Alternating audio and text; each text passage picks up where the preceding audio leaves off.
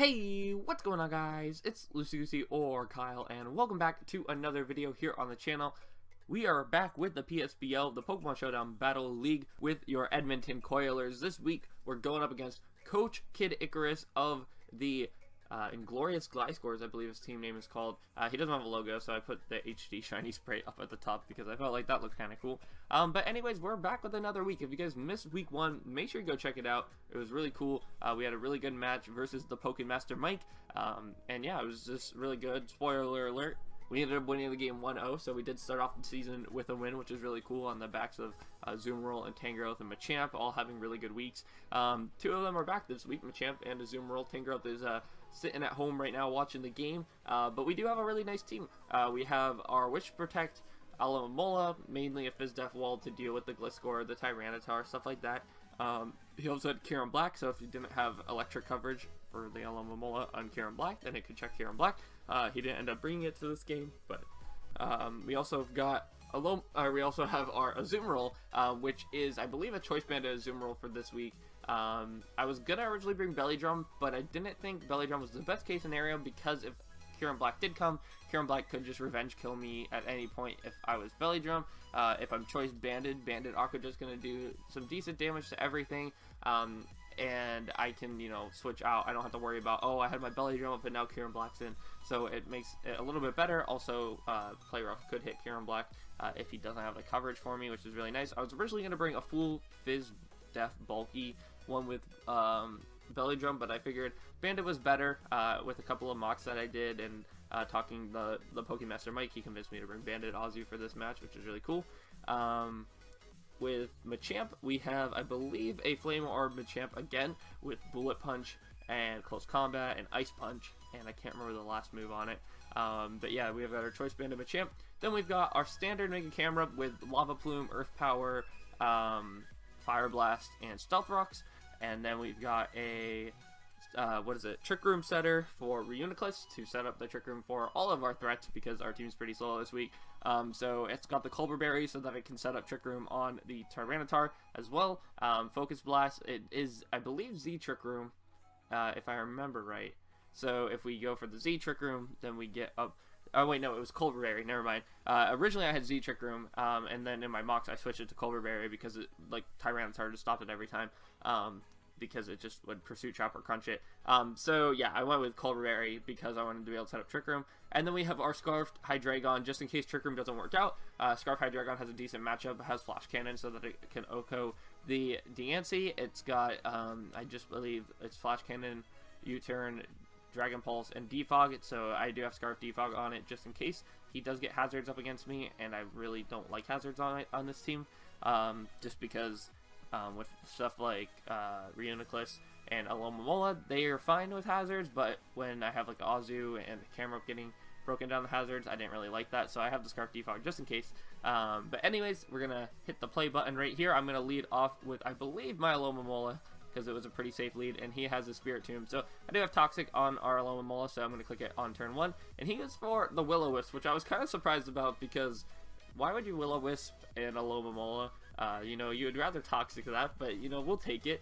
And we do just go for the Scald Disc Out if he is, in fact, specially bulky. I believe from that damage he was somewhat specially bulky, but it looks more like Fizz Bulk to me. So I'm going to set up a Wish right here, and I was going to go out into Camerupt on this play, but I decided to go Hydreigon instead because he could set rocks, and that's what he does. So I go for my Defog. I figured that I threatened out this Mesprit pretty easily, because a Dark Pulse would do, if I was like Specs, a Dark Pulse would kill. If I was Life Orb, a Dark Pulse would kill, and if I was Scarfed, a Dark Pulse would do 89% and have a 30% chance to flinch. I don't know why you would stay in with your Mesprit here, but he stays in and he goes for the Dazzling Gleam. I think that, you know, I could have clicked Dark Pulse there, we would have been in a really good position. I could have clicked U-Turn there, it would have been in a really good position, but we lose our Hydreigon turn 5 because he has Dazzling Gleam. Apparently he wasn't afraid of dying to a Dark Pulse when he said that he said he was max HP, max special attack, because he needed max special attack to kill us there. Or not max, but like somewhere around there. I think if he was no attack or special attack, it could have killed, like, but it would have been a high roll. But yeah, that basically was guaranteed to kill. But yeah, basically our Dark Pulse would have done like 89%, like between, I think it was like between 83% and 92%, something like that. So it would have done like 87%.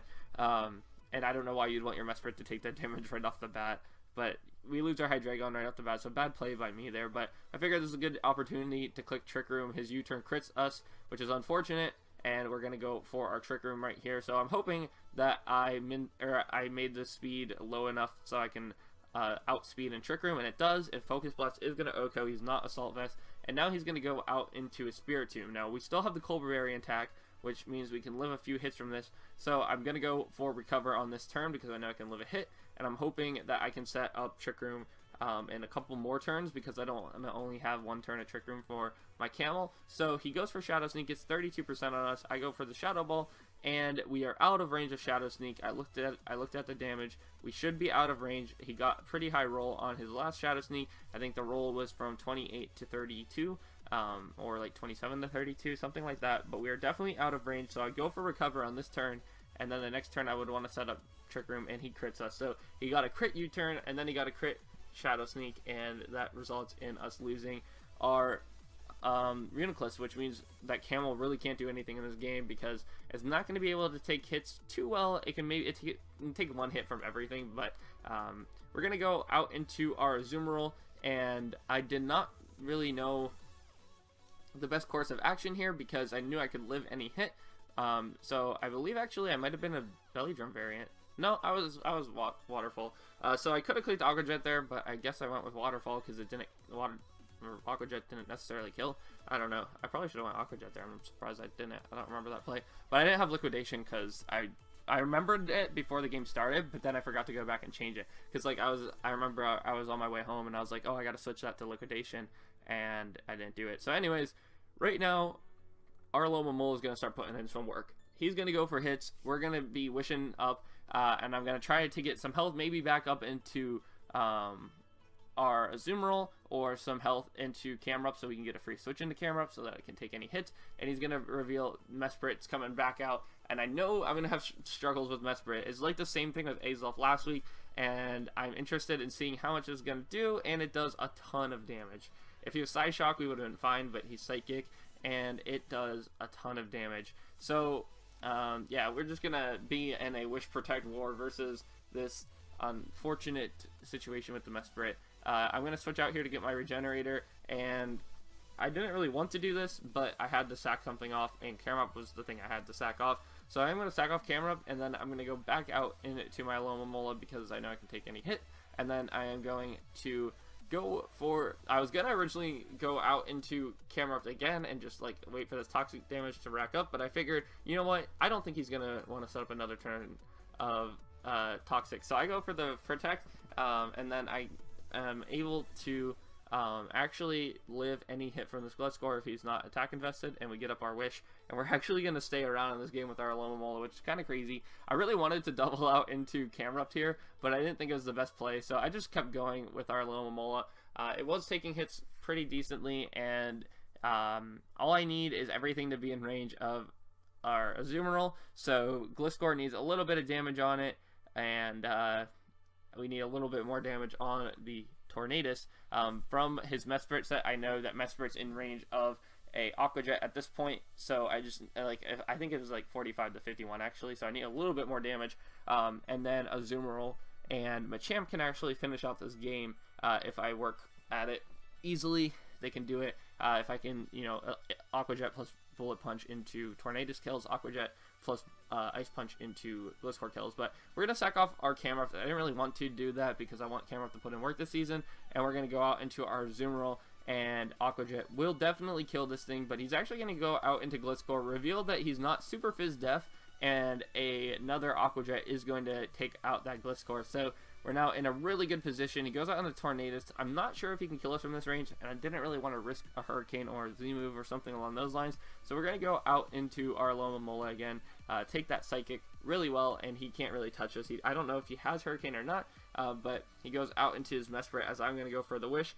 On this play, I wanted to double back into Azu, but we saw how much the Psychic did earlier to Azu, or no, that was Moonblast, but we saw how much damage it did to Pearl, so I knew that Azu couldn't really take a Psychic where it was at, but he's going to actually start spamming Dark Pulse. I don't know what type of Torn he was. He could have been Scarfed, but yeah, he kept going for Dark Pulse here, so I think he was some sort of choice lock because, yeah, he just did not switch moves. So I go and go for one more wish right here, and I figured, yeah, he's definitely choice locked, so I'm going to switch out into a Zoom Roll on this play, as he does actually go for the Dark Pulse, and we're going to get our wish up to full, basically, and Torn is not in range of Aqua Jet, but he actually switches out into Mesprit, which was the only thing that could have killed me, and now Torn comes back out. Well, Mesprit was in range of Aqua Jet anyways, and we're going to see that he doesn't actually have any coverage for us, and we are going to win that game 3-0. So a Zoom Roll putting in the finest of work in this game. Unfortunately, Camrupt